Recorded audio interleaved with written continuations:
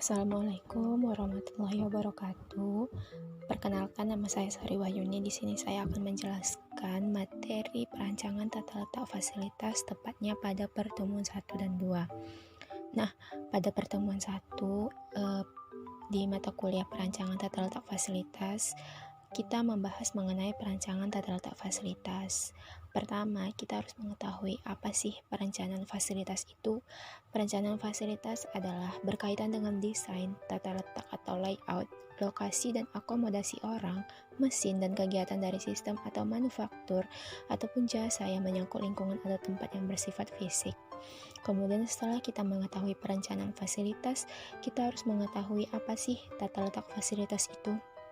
Tata letak fasilitas adalah susunan mesin, proses, departemen, tempat kerja, area penyimpanan, gang, dan fasilitas umum yang ada. Sedangkan tata letak atau layout adalah susunan departemen, tempat kerja, dan peralatan dengan perhatian utama pada gerakan kerja, meliputi pelanggan atau material melalui sistem tata letak tetap, yaitu fixed position layout, tata letak proses atau proses layouts, tata letak produk atau product layouts, atau tata letak kombinasi atau combination layouts.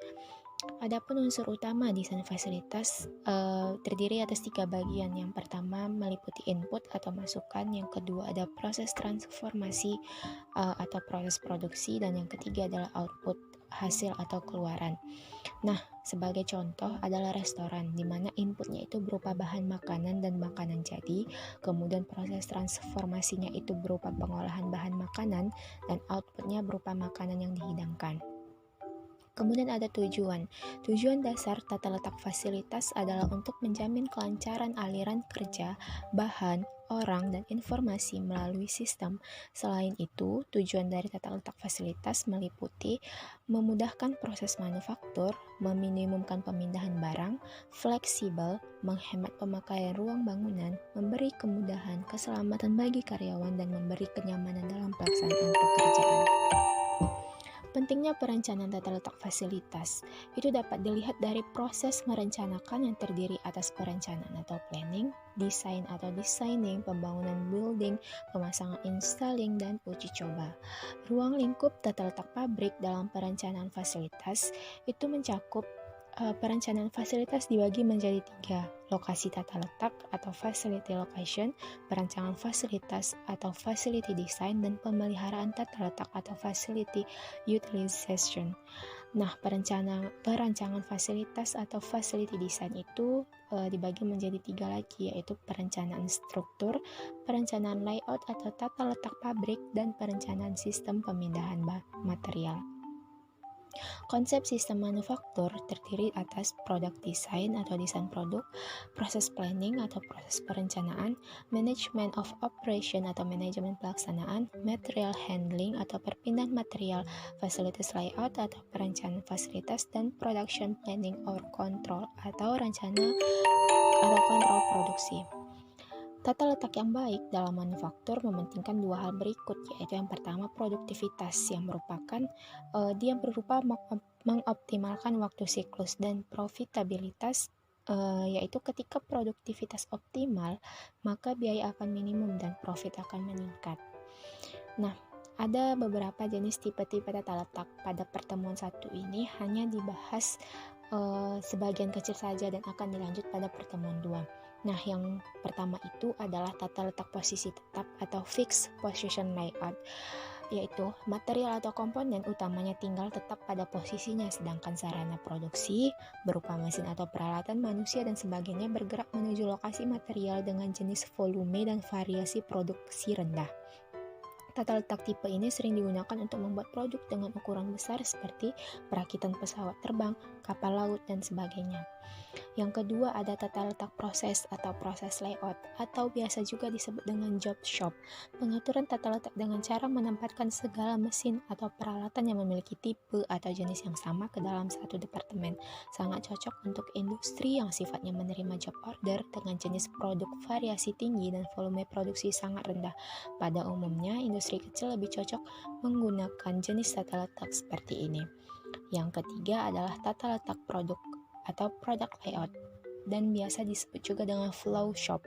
Digunakan untuk pabrik yang memproduksi satu macam produk atau kelompok produk dengan variasi yang rendah, dengan jumlah yang banyak atau volume tinggi secara terus-menerus dalam waktu produksi yang lama. Digunakan untuk industri atau perusahaan yang membuat produk secara massal dalam waktu relatif panjang atau terus-menerus dan tidak tergantung terhadap pemesanan. Yang terakhir ada tata letak kombinasi, merupakan kombinasi tipe tata letak produk dan proses dengan cara mengelompokkan produk atau komponen yang akan dibuat berdasarkan kesamaan dalam proses, bentuk, mesin, atau peralatan yang dipakai. Tata letak kombinasi atau combination dalam beberapa literatur disebut juga dengan istilah hybrid layouts atau group technology atau group layout. Biasanya tata letak kombinasi dilakukan untuk industri spare part. Nah, dalam tata letak juga terdapat jenis-jenis persoalan yang mungkin muncul. Itu diantaranya perubahan desain, perluasan departemen, pengurangan departemen, dan penambahan produk baru, serta lain sebagainya. Kemudian ada ciri-ciri tata letak yang baik, meliputi keterkaitan kegiatan terencana, pola aliran material terencana, aliran yang lurus, operasi terakhir dekat dengan pengiriman, metode pemindahan yang terencana, jarak pemindah minimum, proses digabung dengan pemindahan material, dan lain sebagainya. Kemudian, prinsip tata letak yang baik. Sebuah tata letak yang baik adalah yang mengintegrasikan manusia, bahan, mesin, dan kegiatan pendukung dengan cara terbaik dengan memperhatikan gerakan terpendek, aliran bahan searah, efektivitas penggunaan lantai, mudah diamati atau diawasi, dan mudah diakses. Nah, kemudian ada metode desain pabrik. Elemen-elemen dasar yang harus diperhatikan dalam desain pabrik atau plan design meliputi perencanaan finansial, penentuan lokasi dan seluruh desain yang diperlukan untuk memenuhi kebutuhan-kebutuhan fisik pabrik.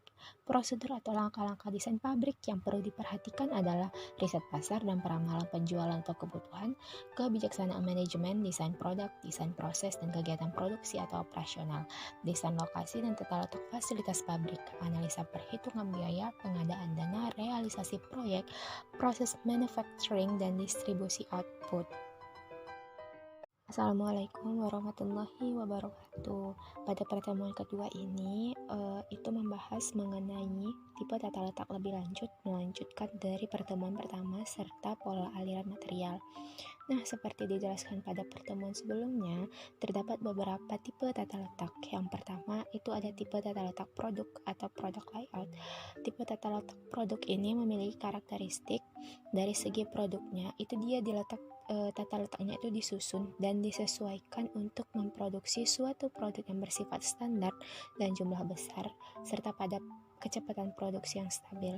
Dari segi pola aliran bahannya, itu dia garis lurus atau tiap jenis produk memiliki urutan operasi standar. Dari segi keterampilan tenaga kerja, itu perlu keterampilan khusus yang mampu melaksanakan kerja yang bersifat rutin dan berulang. Dan pada segi persediaan, itu membahas mengenai persediaan bahan baku dan work in progress bersifat high turnover. Dan pada segi penanganan bahan, itu aliran bahan dapat diprediksi, sistematis, dan seringkali otomatis. Serta pada segi permasalahan, itu membahas mengenai keseimbangan lini. Kemudian tipe tata letak produk memiliki beberapa keuntungan, diantaranya layout sesuai dengan urutan proses sehingga umumnya proses berbentuk garis. Pekerjaan dari satu proses secara langsung dikerjakan pada proses berikutnya sehingga keterampilan operator tidak perlu tinggi serta aktivitas selama proses produksi sedikit. Di balik keuntungannya, tipe tata letak produk ini juga memiliki kerugian, di antaranya kerusakan pada satu mesin akan mengakibatkan terhentinya proses produksi. Layout ditentukan oleh produk yang diproses, perubahan desain produk membutuhkan re-layout, serta kecepatan produksi ditentukan oleh mesin yang beroperasi paling lambat. Kemudian yang kedua ada proses layout. Memiliki karakteristik dari produknya, dia mampu membuat atau mengolah berbagai produk yang bervariasi yang membutuhkan operasi dasar yang bersifat umum pada volume besar atau kecil dengan tingkat produksi yang bervariasi.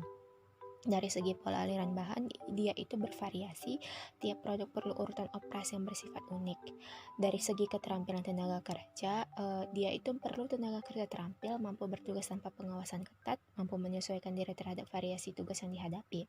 Dari segi persediaan bahan baku, bahan jadi bersifat low turnover, harus cukup besar persediaan bahan baku untuk menghadapi permintaan berbagai jenis produk. Dari segi penggunaan ruang, dia diperlukan ruang penyimpanan yang besar.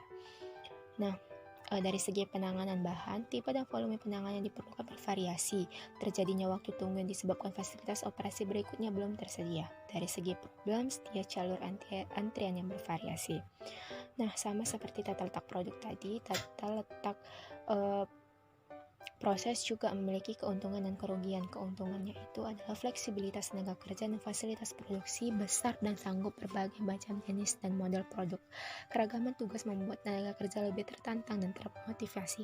Adanya aktivitas supervisi yang lebih baik dan efisien melalui spesialisasi pekerjaan. Nah, kerugiannya yang pertama, aliran proses tidak sederhana mengakibatkan ongkos material handling yang mahal. Yang kedua, work in process inventory cukup besar. Yang ketiga, keterampilan tenaga kerja harus tinggi karena variasi aktivitas produksi tinggi. Dan yang terakhir, kesulitan menyeimbangkan kerja dari setiap fasilitas produksi karena penempatan mesin yang berkelompok.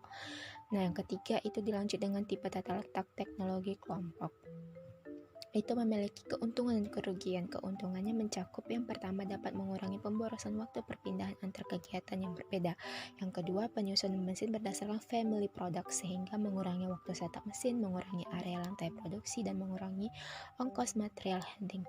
Yang terakhir, apabila ada urutan proses terhenti, maka dapat dicari alternatif lain. Di balik keuntungan pasti ada kerugian. Kerugiannya antara lain biaya yang tinggi untuk realokasi mesin dan membutuhkan disiplin tinggi agar part yang diproses tidak berada pada sel yang salah. Kemudian tipe tata letak tetap. Keuntungannya itu karena yang berpindah adalah fasilitas produksi, maka perpindahan material dapat dikurangi.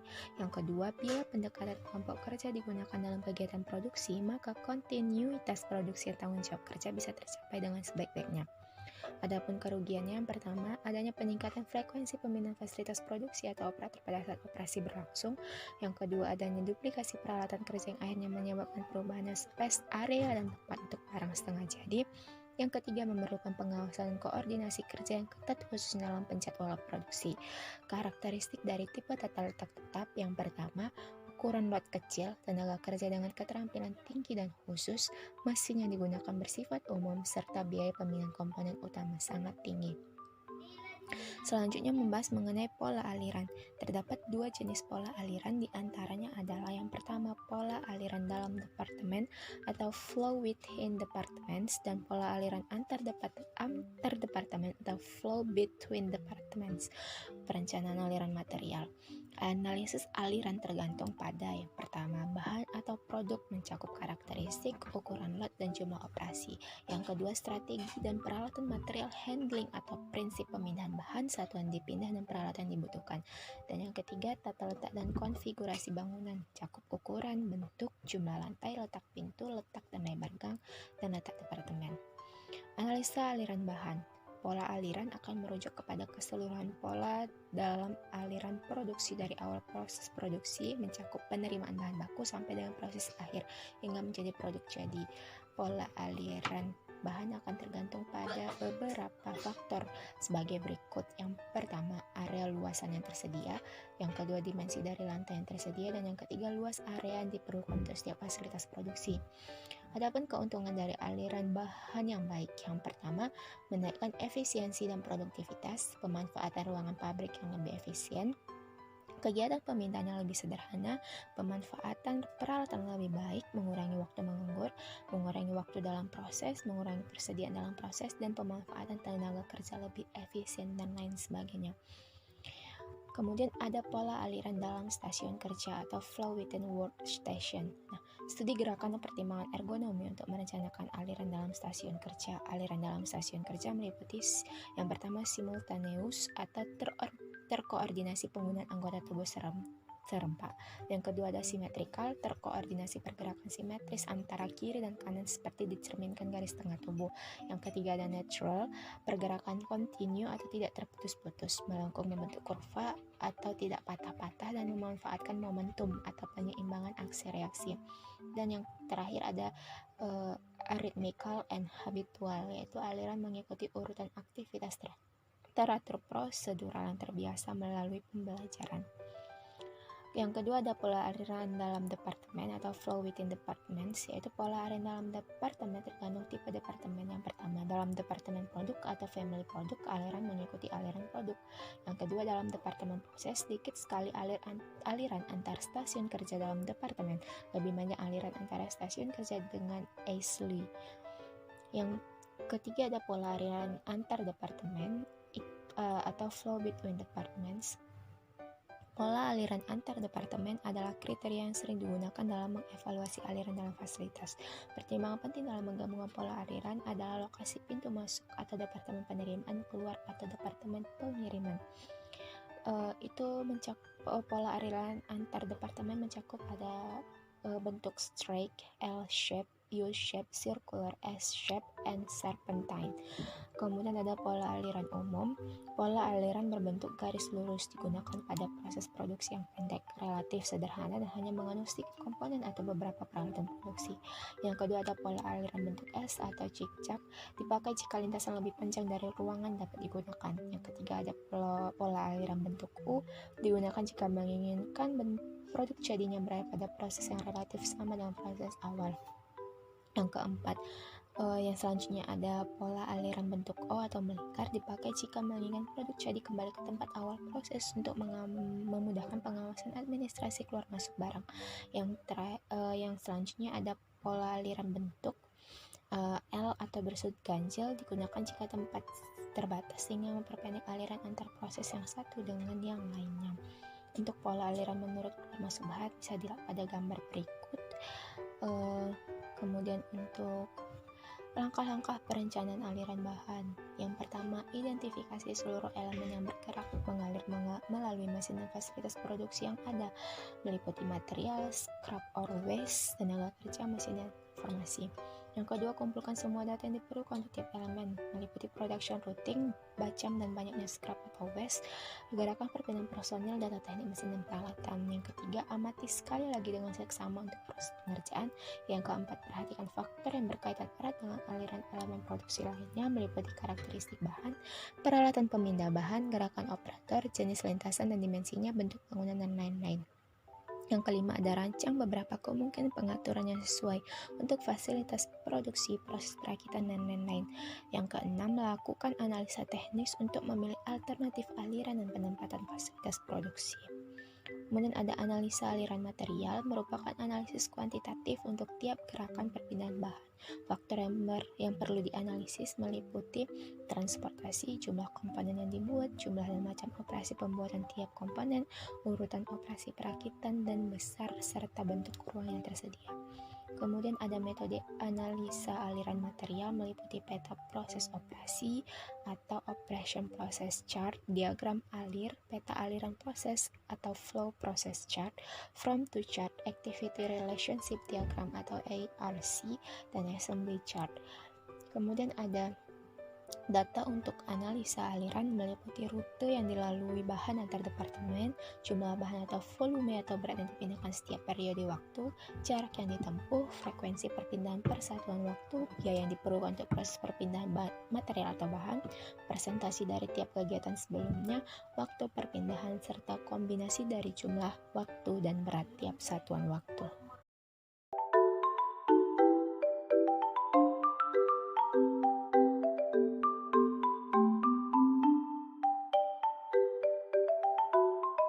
Selanjutnya, kita membahas mengenai systematic layout planning. Jadi, systematic layout planning atau SLP adalah alat yang digunakan untuk mengatur tempat kerja dengan menempatkan area dengan frekuensi tinggi dan hubungan logis dekat satu sama lain. Proses ini memungkinkan aliran bahan tercepat dalam memproses produk dengan biaya terendah dan penanganan paling sedikit. Systematic layout planning merupakan perencanaan tata letak pabrik yang sistematik dan terorganisir oleh Richard Mudder pada tahun 1973. Jadi, Richard Mudder ini merupakan pengembang relationship chart dan space relationship diagram dan dia juga dianggap sebagai bapak sistematik perencanaan. Nah, selanjutnya kita masuk ke pembahasan mengenai prosedur SLP. Jadi prosedur SLP ini terbagi menjadi beberapa tahap, di mana tahap pertama yaitu kita membahas mengenai input data atau pengumpulan data, masukan, dan aktivitas. Jadi di sini pengumpulan datanya itu berkaitan dengan data desain produk, desain proses, dan desain schedule produksi. Nah, menurut Richard Mather, ada 5 macam sumber data perencanaan tata letak dengan menggunakan Systematic Layout Planning Method, yakni PQRST, di mana P untuk produk itu berkaitan dengan barang apa yang diproduksi atau hanya didistribusikan. Kemudian Q itu untuk quantity, itu ditanyakan berapa banyak jumlah dari masing-masing item. Kemudian R untuk routing, di sini ditanyakan bagaimana sih langkah-langkah proses yang akan dilakukan. Kemudian S untuk supporting, itu pertanyaannya dengan dukungan apa proses akan lebih baik. Kemudian T untuk timing, itu berkaitan dengan kapan dan berapa lama item dibuat dan didistribusi. Nah, selanjutnya prosedurnya yaitu flow of material atau aliran material. Jadi, analisis aliran material ini sangat penting dilakukan karena tujuan dari perencanaan tata letak adalah untuk memperlancar aliran kerja proses produksi, mulai dari bahan baku sampai menjadi produk akhir. Selanjutnya, yaitu kita akan membuat activity relationship chart, di mana activity relationship chart ini merupakan analisis yang bersifat kualitatif dalam perancangan tata letak. Kemudian kita membahas mengenai relationship diagram atau ARD, itu merupakan hubungan garis yang menunjukkan besarnya derajat relationship antara aktivitas yang satu dengan aktivitas lainnya. Prosedur selanjutnya yaitu kita membuat space requirement atau luas ruang yang dibutuhkan. Nah, jadi dalam hal ini tuh ada 3 hal yang dapat dijadikan dasar untuk menentukan area yang dibutuhkan. Yang pertama yaitu tingkat produksi atau production rate. Kemudian yang kedua yaitu peralatan yang dibutuhkan untuk proses produksi. Dan yang ketiga yaitu karyawan yang diperlukan. Nah, selanjutnya kita akan menentukan space available atau pertimbangan terhadap luas ruang yang tersedia. Jadi dalam beberapa kasus tertentu, khususnya untuk problem layout, seringkali layout di sini antara luas ruang yang dibutuhkan dan luas area yang tersedia itu harus dipertimbangkan secara seksama, yaitu space relationship diagram atau pembuatan diagram hubungan ruangan.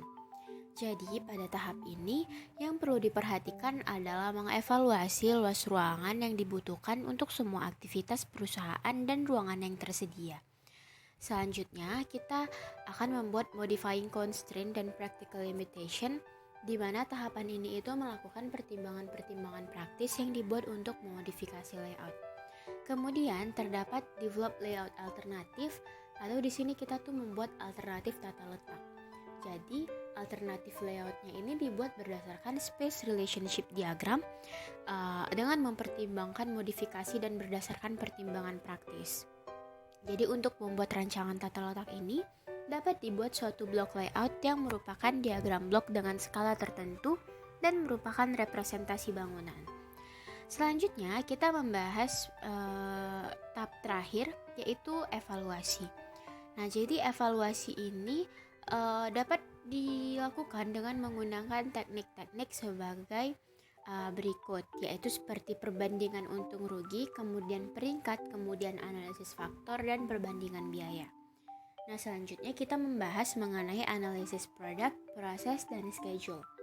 Jadi dalam proses manufaktur, desain produk, proses, dan schedule ini adalah sumber informasi penting yang diperlukan untuk merancang tata letak pabrik.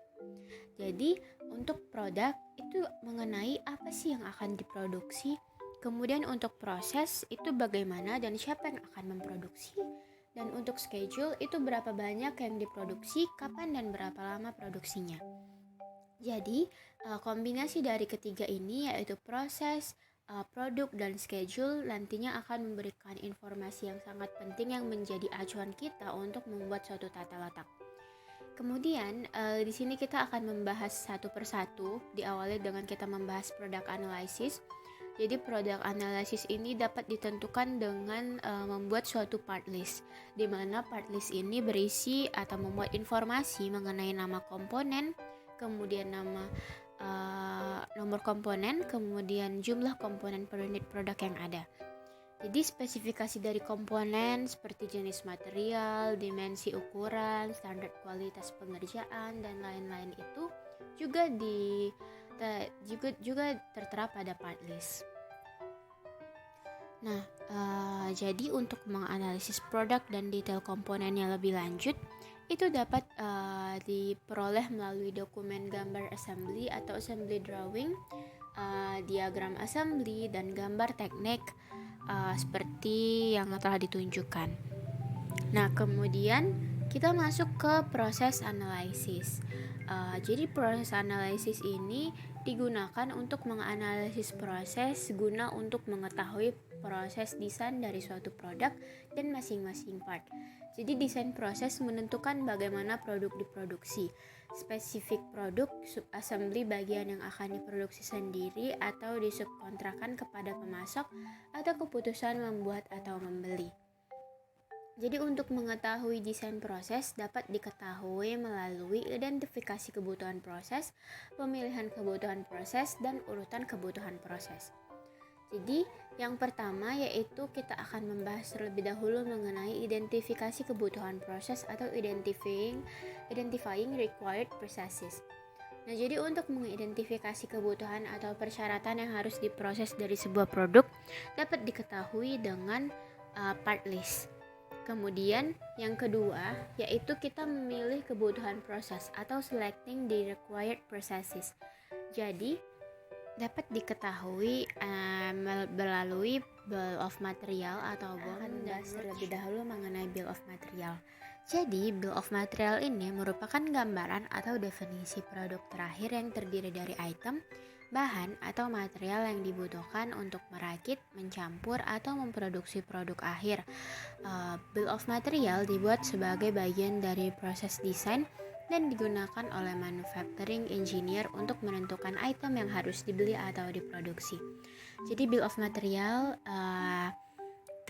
tertera pada yang telah ditunjukkan itu berisi informasi mengenai level produknya, kemudian part name-nya, kemudian quantity-nya, dan yang lainnya. Nah, selanjutnya kita membahas mengenai roadsheet. Roadsheet ini adalah tabulasi langkah-langkah yang tercakup dalam memproduksi komponen-komponen tertentu. Tujuan dari roadsheet ini untuk menentukan jumlah bahan baku yang disiapkan, kemudian untuk menentukan jumlah mesin teoritis yang harus tersedia pada kapasitas tertentu. Nah, selanjutnya tahap ketiga yaitu urutan proses atau sequencing processes. Jadi sequencing processes ini adalah langkah-langkah yang digunakan sebagai alat bantu untuk mengetahui apa dan bagaimana proses terjadi sehingga berguna untuk sumber informasi dalam perencanaan tata letak pabrik. Sumber informasi analis aliran proses perencanaan tata letak berdasar urutan proses yaitu terdiri dari beberapa. Yang pertama yaitu flow diagram. Nah, jadi di sini ditunjukkan flow diagram dari PT Denso, di mana di sini ditunjukkan mengenai aliran-aliran proses produksi dari PT Denso ini. Kemudian yang kedua itu adalah flow chart. Flow chart itu adalah diagram yang menampilkan langkah-langkah dan keputusan untuk melakukan sebuah proses dari suatu program. Setiap langkahnya digambarkan dalam bentuk diagram dan dihubungkan dengan garis atau arah panah. Nah, jadi di sini tertera flowchart perakitan dari Harley Davidson, di mana dimulai dari frame to bending hingga akhirnya dia ke crating. Nah, kemudian assembly chart. Assembly chart itu adalah gambaran grafis urutan-urutan aliran komponen dan subrakitan ke dalam rakitan suatu produk. Jadi informasi yang dapat diperoleh dari suatu peta rakitannya itu nama-nama komponennya, kemudian bagaimana komponen itu bergabung, kemudian komponen yang menjadi bagian suatu subrakitan itu apa saja, kemudian aliran kompleks ke dalam suatu rakitan itu seperti apa, dan keterkaitannya antara komponen dengan subrakitan. Nah, jadi di sini terdapat gambar mengenai assembly chart dari airflow regulator. Di sini menunjukkan rakitan-rakitan seperti apa yang digunakan hingga produk tersebut jadi. Nah, selanjutnya itu adalah operation process chart, di mana operation process chart ini menggambarkan langkah-langkah proses yang dialami oleh bahan baku yang meliputi urutan proses operasi dan pemeriksaan. Jadi OPC ini merupakan tahapan paling penting dalam urutan untuk menentukan tata letak pabrik. Nah, di sini terdapat operation process chart untuk produk yang sama seperti assembly process tadi, yaitu airflow regulator. Nah, kemudian yang kelima itu ada precedence diagram, di mana precedence diagram ini menggambarkan hubungan antara dua atau lebih aktivitas dalam suatu network. Jadi precedence diagram ini merupakan salah satu bentuk dari activity on node. Nah, jadi di sini terdapat precedence diagram airflow regulator. Kemudian yang selanjutnya yaitu process chart. Jadi process chart ini adalah alat yang sangat penting di dalam pelaksanaan studi mengenai operasi manufacturing dalam suatu sistem produksi. Jadi melalui peta ini kita tuh bisa melihat semua langkah atau kejadian yang dialami oleh suatu benda kerja dari masuk ke pabrik sampai akhirnya menjadi produk jadi. Nah, di sini juga ditunjukkan mengenai proses chartnya. Kemudian yang selanjutnya atau yang ketujuh yaitu time function mapping. Itu adalah diagram alir tetapi dengan waktu ditambahkan pada sumbu horizontal. Jadi diagram ini tuh disebut juga pemetaan proses atau process mapping atau pemetaan fungsi waktu atau time function mapping.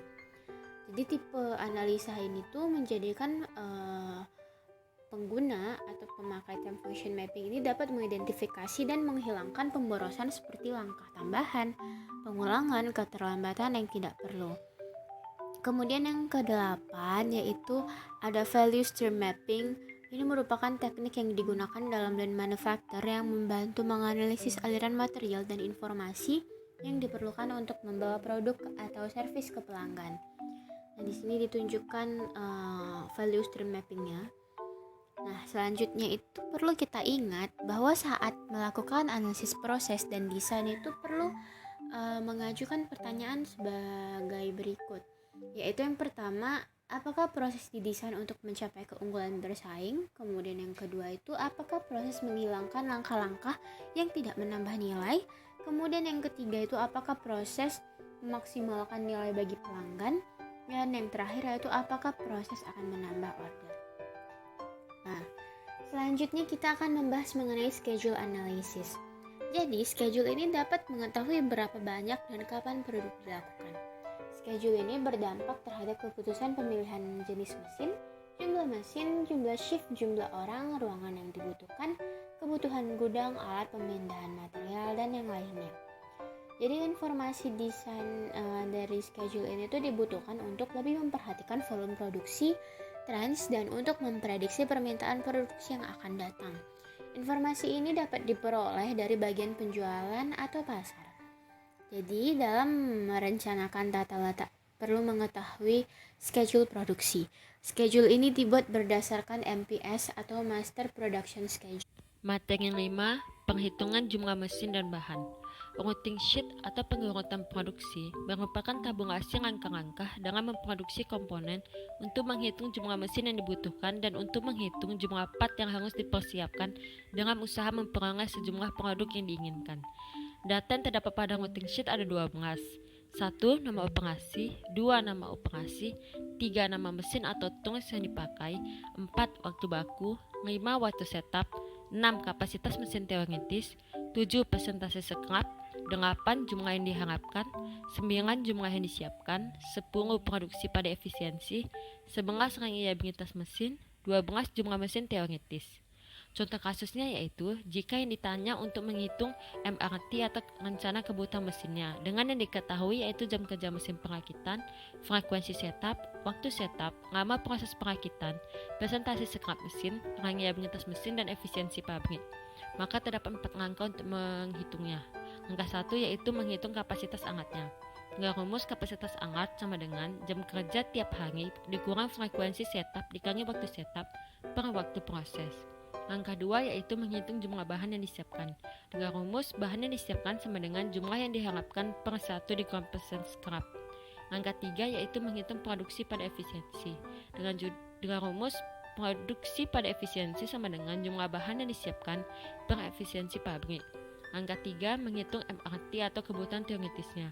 Dengan rumus MRT sama dengan produksi pada efisiensi per reliabilitas mesin dikali kapasitas mesin teoritis. Dari hasil penghitungan MRT tersebutlah kita dapat mengetahui berapa banyak mesin yang dibutuhkan.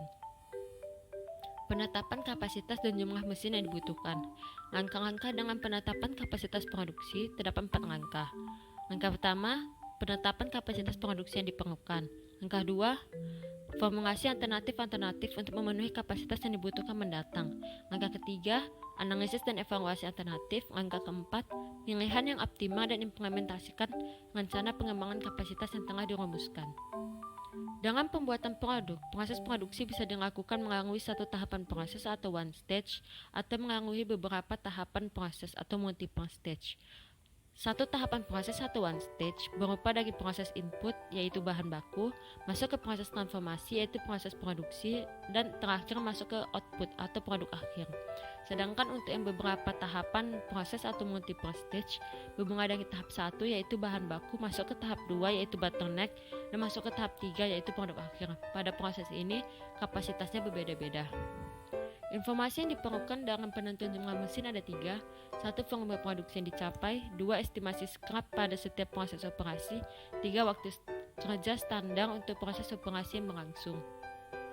Rumus untuk menentukan jumlah mesin yaitu N sama dengan T per 60 dikali P per D kali E, di mana P sama dengan jumlah produk yang dibuat oleh masing-masing mesin, T sama dengan total waktu pengerjaan, D sama dengan jam operasi kerja mesin, E sama dengan faktor efisiensi kerja mesin, N sama dengan jumlah mesin. Contoh kasusnya, misal yang ditanya yaitu jumlah produk yang dikehendaki atau demand rate, dengan yang diketahui yaitu jumlah produk yang berkualitas baik dan persentase kerusakan atau persen defect. Maka rumusnya yaitu P sama dengan PG per 1 dikurang P. Penghitungan jumlah mesin dan bahan pada produk layout dan proses layout. Produk layout adalah metode pengaturan dan penempatan semua fasilitas produksi yang dibutuhkan dalam suatu departemen. Produk layout melakukan proses produksi dari awal sampai produk disimpan di warehouse pada pabrik. Ada beberapa hal yang perlu diperhatikan dalam penghitungan jumlah mesin dan bahan. Yang satu, scrap factor.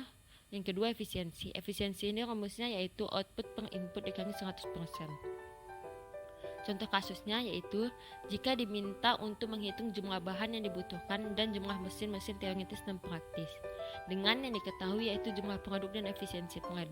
Maka yang pertama dilakukan yaitu menghitung bahan yang dibutuhkan dengan rumus 100 per efisiensi dikali 100 per 100 dikurang scrap dikali produksi yang dihasilkan. Yang kedua yaitu mencari bahan yang sebenarnya dibutuhkan dengan rumus jumlah produk dikali 100 per efisiensi plan. Selanjutnya menghitung jumlah mesin yang dibutuhkan. Untuk teoritis rumusnya jumlah bahan yang dibutuhkan per kapasitas input dikali 1 unit. Sedangkan untuk praktisnya yaitu pembuatan dari teoritis. Selanjutnya jika contoh kasusnya yaitu jika yang diketahui yaitu jumlah bahan dan efisiensi mesin. Maka yang pertama dilakukan yaitu mencari jumlah produksi dengan rumus efisiensi per 100 dikali 100 dikurang scrap per 100 dikali jumlah bahan yang dimasukkan. Selanjutnya menghitung jumlah mesin yang dibutuhkan. Untuk teoritis rumusnya yaitu jumlah bahan yang dibutuhkan per kapasitas input dikali 1 unit. Untuk yang praktis yaitu pembuatan dari teoritis. Selanjutnya proses layout. Proses layout adalah tata-tata yang mengelompokkan workstation berdasarkan kelamaan proses. Contohnya yaitu misal diminta untuk menghitung jumlah mesin dengan yang diketahui yaitu kebutuhan per minggu dari masing-masing produk. Maka hal yang harus dilakukan yaitu pertama menghitung kecepatan produksinya. Dengan rumus kecepatan produksi sama dengan kebutuhan per minggu per 100% dikurang persen scrap. Selanjutnya yaitu menghitung waktu penyiapan pada masing-masing produk dengan rumus jumlah waktu penyiapan sama dengan waktu penyiapan dikali jumlah penyiapan. Selanjutnya yaitu menghitung waktu produksi pada masing-masing produk dengan rumus waktu produksi sama dengan waktu standar dikali kecepatan produksi. Untuk terakhirnya yaitu menghitung jumlah mesin dengan rumus jumlah mesin sama dengan jumlah waktu penyiapan ditambah jumlah waktu produksi per jumlah mesin yang tersedia. Perencanaan stasiun kerja dan penetapan luas area yang dibutuhkan. Kebutuhan luas area ini harus dipertimbangkan semua aktivitas yang ada di dalam pabrik. Dan untuk paling tidak ada 3 macam area yang harus diberikan. 1. Area yang diperlukan untuk operasi dari mesin atau peralatan produksi yang ada. 2. Area yang diperlukan untuk penyimpanan baku atau benda yang tengah selesai dikerjakan. 3. Area yang diperlukan untuk fasilitas-fasilitas servis. Berikut merupakan contoh dari lembar kebutuhan luas area produksi atau PSRS. Contoh kasusnya misal diminta untuk membuat tabel routing sheet dengan yang diketahui yaitu kapasitas dan persen scrap dari masing-masing komponen. Maka yang harus dilakukan yaitu menghitung bahan awal yang rumusnya yaitu bahan awal sama dengan bahan yang diminta per 1 dikurang persen scrap. Selanjutnya menghitung basis perencanaan yaitu rumusnya basis perencanaan sama dengan bahan awal per efisien. Yang terakhir yaitu menghitung kebutuhan mesin sama dengan bahan basis perencanaan per kapasitas workstation. Proses perhitungan ini dimulai dengan urutan proses secara mundur. Berikut merupakan contoh dari tabel routing sheet-nya.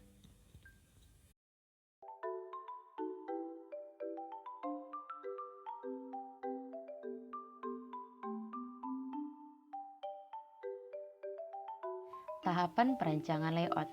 Di sini saya akan membahas mengenai tahapan perancangan layout, di mana jika dikelompokkan perancangan layout dibagi menjadi 2 kegiatan, yaitu pertama perencanaan kegiatan hubungan antar kegiatan yang terdiri dari activity relationship chart, worksheet, block template, dan activity relationship diagram. Yang kedua, perencanaan alokasi wilayah yang terdiri dari production space requirement sheet, plan service area planning sheet, total space requirement worksheet, area template, area allocating diagram, dan final layout. Selanjutnya saya akan menjelaskan satu persatu mengenai tahapan dalam perancangan layout tersebut. Yang pertama, Activity Relationship Chart atau ARC. ARC digunakan untuk mengetahui tingkat hubungan antar aktivitas dengan aktivitas lainnya yang ditampilkan dalam bentuk-bentuk simbol yang disertai dengan alasan-alasan pertimbangan pentingnya tingkat hubungan tersebut. Tahapan dari pembuatan ARC, pertama kita harus mengetahui fasilitas-fasilitas apa yang terdapat di ruangan tersebut. Kemudian kita mencari tahu aktivitas apa yang terjadi pada fasilitas tersebut sehingga kita dapat menentukan derajat kepentingan antar fasilitas tersebut. Dan yang ketiga, kita membuat ARC-nya itu sesuai dengan tingkat kepentingan dan alasan-alasan yang sesuai. Berikut saya akan menampilkan contoh dari case pembuatan ARC di pabrik manufaktur. Dapat kita lihat bersama pada gambar ARC di layar, terdapat 16 aktivitas dari fasilitas yang terjadi dalam pabrik manufaktur tersebut, di mana derajat kedekatannya itu terdiri dari 6 kode. Yang kode pertama itu adalah A, artinya itu mutlak perlu berdekatan. Yang E itu sangat penting berdekatan, I itu penting berdekatan, O itu tidak jadi soal, apakah dia dekat dan jauh itu tidak jadi permasalahan.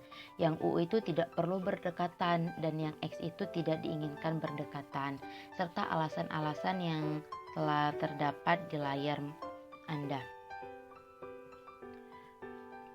Sebagai contoh untuk memberikan penjelasan, saya akan mengambil contoh dari ARC ini pada aktivitas produksi dan powerhouse, di mana produksi dengan powerhouse ini memiliki tingkat kepentingan A. Artinya kedua fasilitas ini mutlak harus berdekatan dengan alasan derajat hubungan 4 dan 7, yaitu derajat hubungan pribadi dan urutan aliran kerja. Kedua fasilitas ini memiliki dampak yang besar terhadap kegiatan produksi, karena jika powerhouse terdapat masalah dan diletakkan jauh dari tempat produksi, maka waktu untuk perbaikan menuju Pauras itu membutuhkan waktu yang lama sehingga menyebabkan produksi tertunda dalam waktu yang lama pula. Begitu juga dengan hubungan-hubungan antar fasilitas-fasilitas yang tertera pada pabrik manufaktur ini. Setelah kita membuat ARC, selanjutnya itu adalah membuat worksheet. Worksheet ini disusun berdasarkan ARC tersebut. Worksheet ini dibuat dalam bentuk baris dan kolom, di mana nomor dan jenis kegiatan akan ditulis pada kolom sebelah kiri dan tingkat hubungan dari tiap-tiap kegiatan ditulis pada kolom sebelah kanan. Pada worksheet terdapat informasi mengenai aktivitas-aktivitas yang dilakukan, di mana aktivitas tersebut dikelompokkan menjadi 2 kelompok besar, yaitu kelompok aktivitas produksi dan kelompok aktivitas pelayanan. Untuk aktivitas pelayanan dibagi menjadi 4 lagi. Yang pertama production service, yang kedua general service, yang ketiga personal service, dan yang keempat physical plant service. Pembagian dari kelompok tersebut akan saya tampilkan pada contoh dari worksheet di layar Anda. Untuk aktivitas produksi itu dikelompokkan ke dalam kelompok aktivitas produksi, sedangkan gudang bahan baku, gudang produk jadi, laboratorium, ruang peralatan, penerimaan dan pengiriman itu dikelompokkan ke dalam aktivitas pelayanan yang dikelompokkan kecil lagi ke dalam production service. Untuk personal service, general service, dan physical plant service dapat dilihat pada worksheet yang ditampilkan. Untuk pembuatan dari worksheet ini kan didasarkan pada ARC. Jadi sebagai contoh, untuk aktivitas produksi nomor 5, dia memiliki derajat kedekatan dengan kode 1, 2, 9, dan 16, yaitu gudang bahan baku, gudang produk jadi, laboratorium, ruang peralatan, dan penerimaan.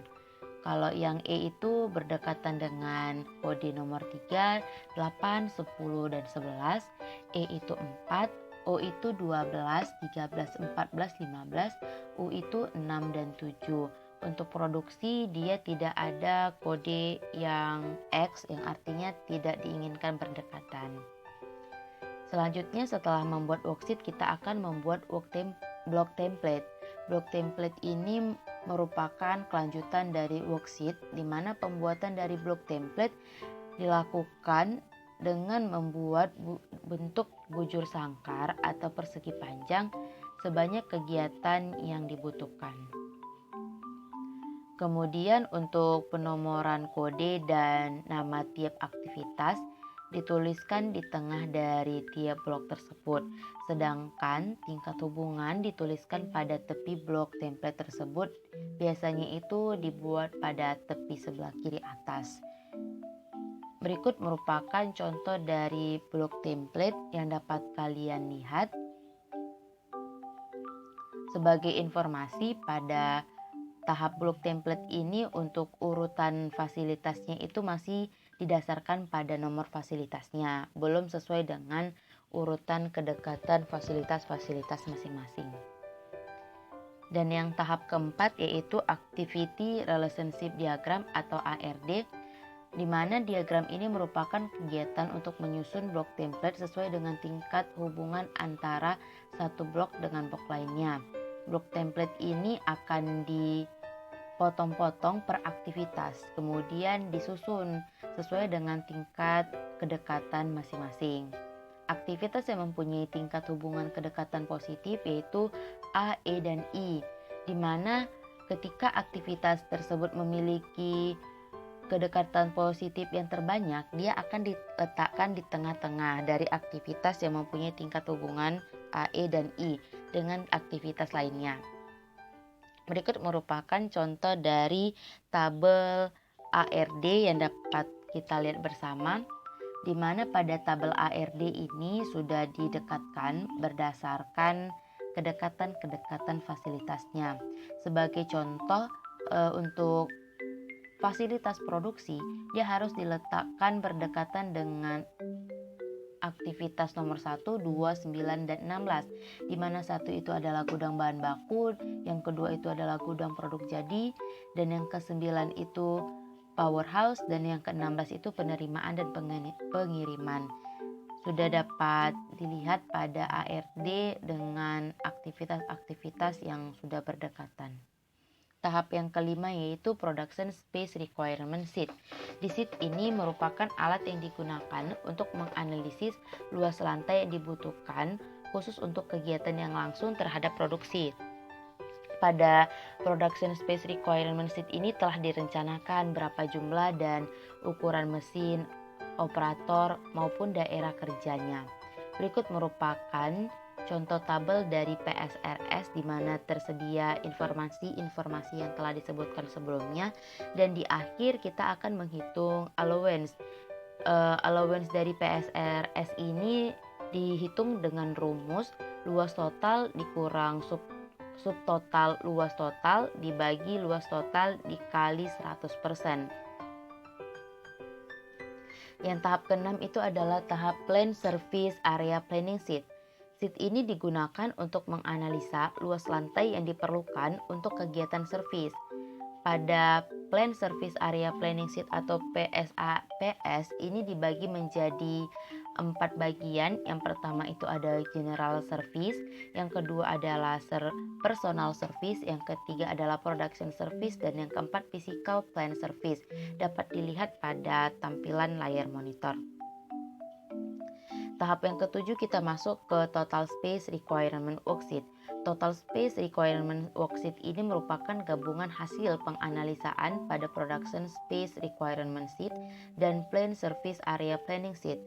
Total Space Requirement Worksheet atau TSRWS adalah tabel yang menunjukkan luas lantai masing-masing aktivitas dan jumlah modul serta ukuran template atau area template. Berikut merupakan contoh dari tabel Total Space Requirement Worksheet yang dapat dilihat. Dan tahap yang ke-8 yaitu area template. Area template ini merupakan skala perbandingan antar luas lantai sebenarnya dengan luas blok tersebut. Luas inilah yang akan menjadi pedoman dalam pembangunan pabrik secara nyata. Dan yang tahap ke-9 yaitu Area Allocating Diagram. Area Allocating Diagram ini dibuat dari area template yang masing-masing bloknya dipotong-potong dan disusun sedemikian rupa sehingga sesuai dengan yang telah dikerjakan dalam Activity Relationship Diagram. Dalam Area Allocating Diagram ini dia dikelompokkan menjadi 2 bagian, yaitu ada jenis AAD pendekatan power ram dan ada jenis AAD pendekatan muter. AAD pendekatan power ram ini adalah penggambaran AAD dalam bentuk diagram blok yang saling berhimpitan antara fasilitas kegiatan. Dan sedangkan AAD pendekatan muter ini penggambaran AAD dengan hubungan garis yang menunjukkan besarnya tingkat hubungan antar kegiatan yang satu dengan kegiatan yang lainnya. Untuk gambarnya dapat dilihat pada layar monitor. Dan yang tahap terakhir itu adalah Final Layout. Final Layout ini merupakan rancangan terakhir dari yang telah didapat dari tahap-tahap sebelumnya, di mana pada tata letak pabrik, Final Layout ini disusun menurut skala serta letaknya menurut area allocating diagram dan dengan mempertimbangkan lorong-lorong yang diperlukan bagi jalan karyawan, aliran bahan dan peralatan, letak antar satu daerah kerja dengan daerah kerja lainnya diberi dengan jarak yang diperlukan, baik karena alasan tertentu maupun untuk kemungkinan perkembangan pabrik di masa yang akan datang. Berikut saya akan tampilkan contoh dari Final Layout, di mana saya mengambil contoh Final Layout dari PT Kereta Kayu Mainan. Di sini Final Layout-nya ini masih ditampilkan dalam bentuk 2 dimensi.